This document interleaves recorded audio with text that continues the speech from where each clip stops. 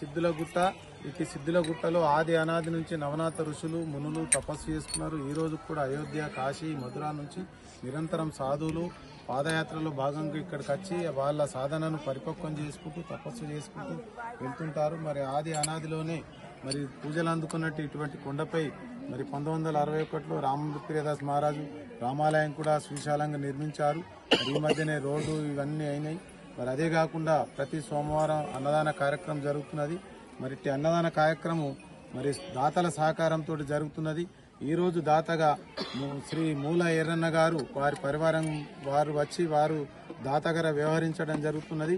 ఇట్లా అన్నప్రసాద వితరణ కార్యక్రమానికి వచ్చినందుకు వారికి వారి పరివారానికి నవనాథ్ సిద్ధేశ్వర్ కృపా కటాక్షాలు ఎల్లవేళలా ఉంటాయి.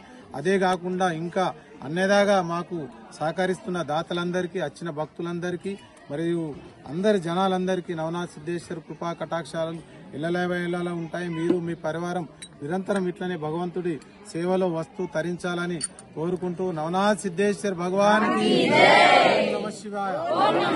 దాత